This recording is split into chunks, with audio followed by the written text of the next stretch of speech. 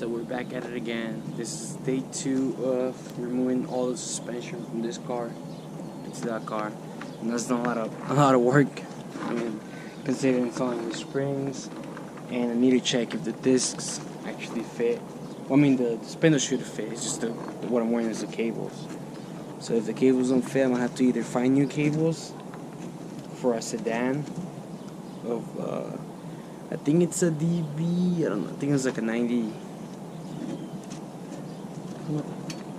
It's like a 91 or some sedan that I got the spindles off of it, or a coupe. So I might have to find a sedan. I don't know.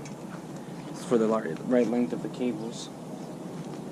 The thing is that today, so what I'm gonna do is just remove one side.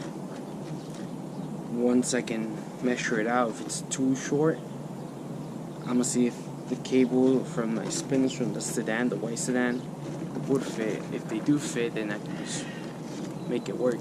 Now if they are not compatible, then I'm gonna have to either go find some cables at the junk or maybe order some online. We'll see how that works. But as of now, I'm just gonna show you guys how to take the suspension off of it, or at least the spindles off the hatch, and then I'll measure the stuff.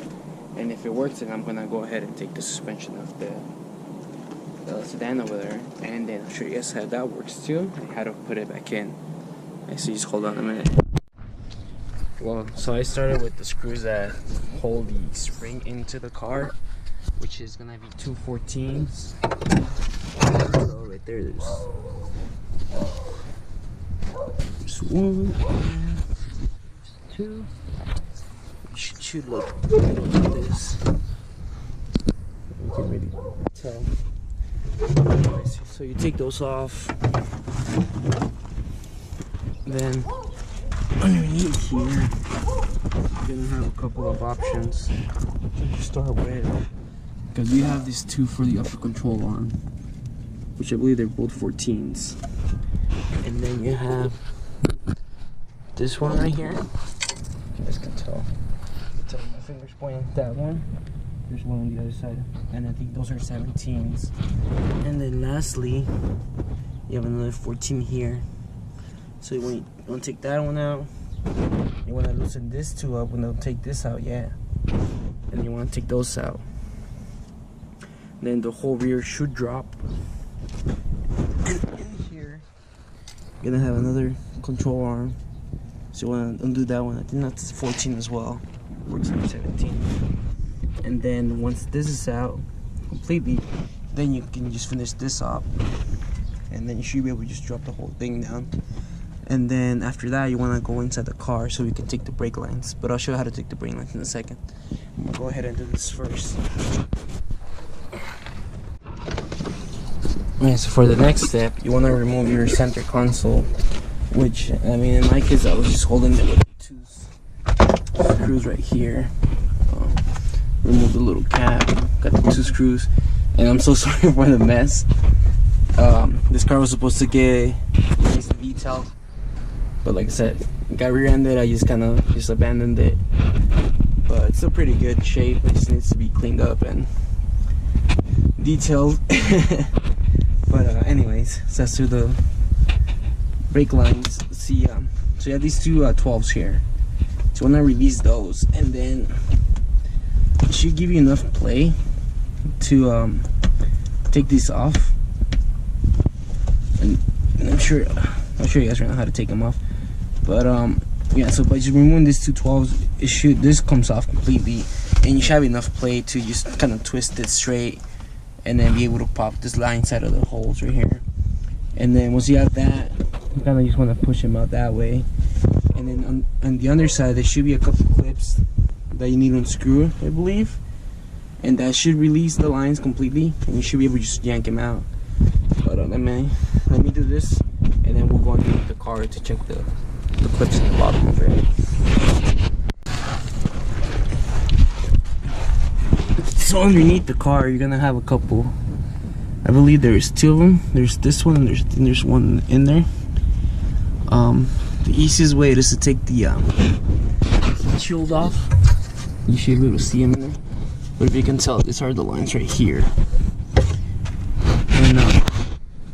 heat shield off, you should be able to see it better. So let me take that off actually first. To take this off, I think there's the screw right there. There's one more. Squeeze one here. This one right here. That screw. There's two more in the front, and that should release the heat shield off, and you should be able to see better. I don't believe you need to take the exhaust off to work on this. Let me try it, and I'm pretty sure you don't supposed to, but we'll see right now. Give me a second. So a couple pointers to doing this. I already took it off, right? To unscrew this, see how it's already all stripped? It's because people tend to take them off without a proper tool. Most likely they use this, right? And this is not guaranteed you won't strip it.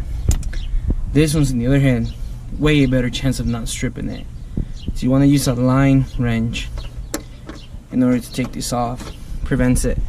I did mess up on one thing though. I don't have any like little plugs, so I'm probably gonna lose all my brake fluid, which is kind of okay, whatever. I guess I can buy some later on.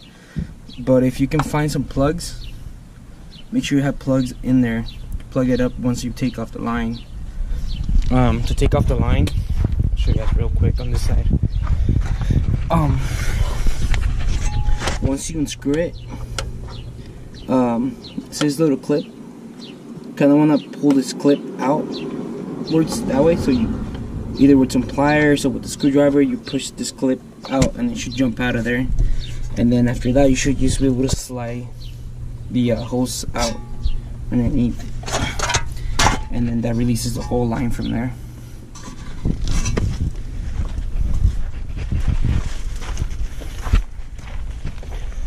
But anyways, so now to the actual spindles.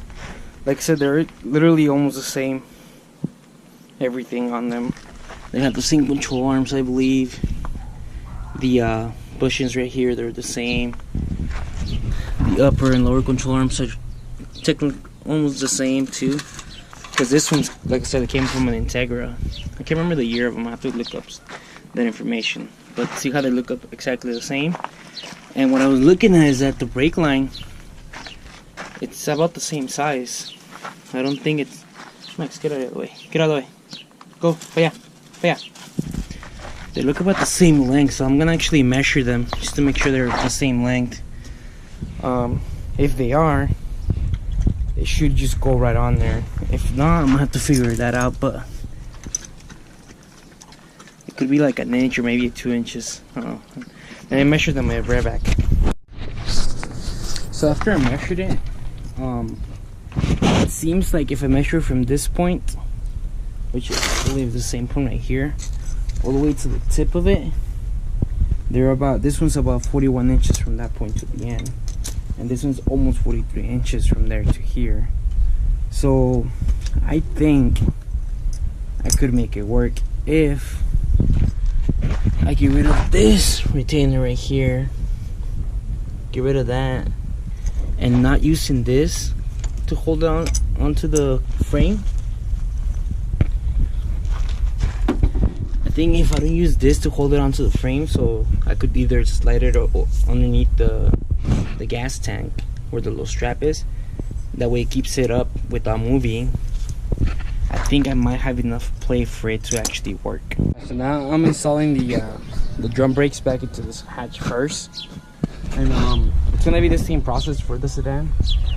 Like I said, it's gonna be the same bolts. You're gonna have this one right here, 14, 2 17s.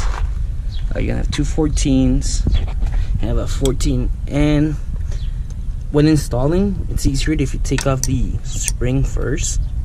Like take it off, install the spring first, and then install the spindle. It's a lot easier because you can bolt this up first, have it hanging, rather than having tried to stuff the whole thing back in.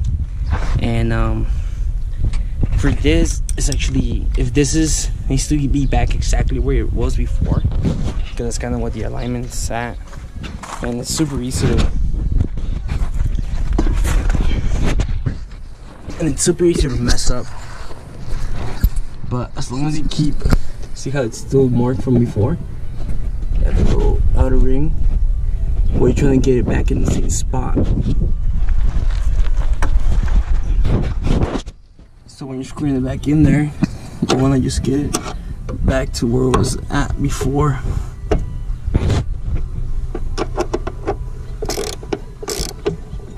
And that should keep the alignment intact, or at least minimally intact.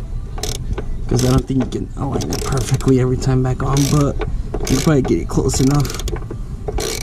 You can always, you know, whenever you mess with the suspension, honestly, though, you should always take it to get it an alignment done to your car.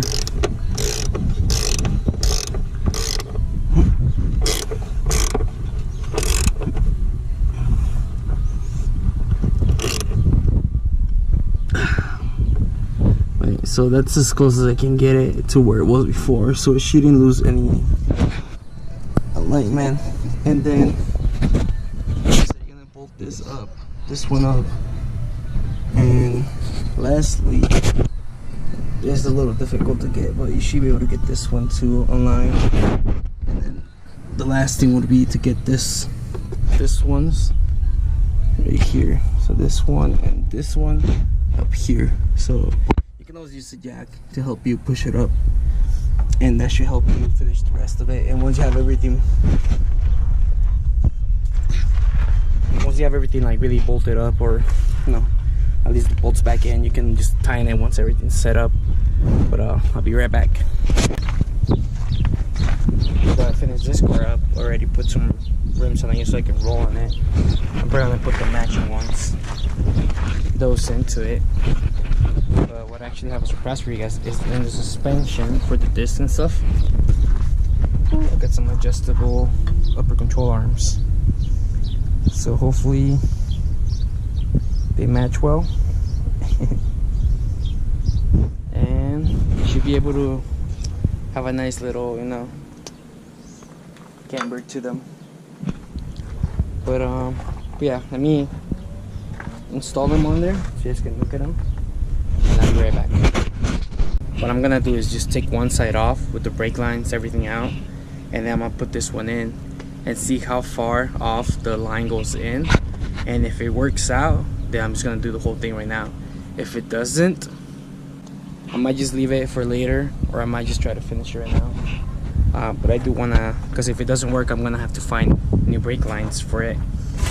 And so that would be that. If not, what I might just do is just install the mechanical, whatever, the spindle on there, and just not worry about the cables in the meantime. And then after that, all I'm gonna do is bleed out the brakes on both the hatch and the sedan, and that will be the end of this video. Because then the next video after that, it's gonna be me taking out part motor from that sedan. Because like I said, I do want to install the manifold, the block, and everything else. But yeah, so I'll be right back. It's been done. Well, mostly I was about to show you the last steps to it. So this is what it's looking at right now. I have my spring set to, I think, 50 centimeters, or whatever the measurement is. Which I think on my hatch I had it set to like 45 or 40, I don't remember. So maybe might be leaning a little more, or not leaning, lower it a little more. But hopefully with the camera kit I can adjust a little bit so it's not rubbing too much. I still need to roll the fenders, so wish me luck on that. So right now I was gonna show you guys, okay, so one thing I didn't show you guys was that the actual cables from the sedan, or from the hatch on the brakes, they reach pretty well. So I guess, so I do believe that the cables and the spindles, I quite can't recall because I went to the junkyard with my cousin to get those things, but I do believe they were from a sedan now that we're talking about it, because I remember clearly. I have to check the video. I think I've got it on video. My cousin said that the spindles came off a sedan, so they should reach from the brakes into the brake lever, right? but we're having a hard time doing it. Like it was actually kind of like difficult installing those cables into the e-brake. So my guess is maybe that the wheelbase from the hatch is actually longer than the sedan, and that's why the cables weren't reaching. Maybe it's the form of the car that makes the cables feel harder to reach. That makes sense. So maybe they did come off a sedan, that's why it was so easy to install. Or maybe the wheelbase or whatever length is actually shorter in the sedan and the hatch, and that's why they reach so easily in the sedan. Like literally I had no struggle putting the cable into the e-brake assembly. So like I said, if you leave the this rubber piece intact, if you don't like disassemble it, it's harder to put it in.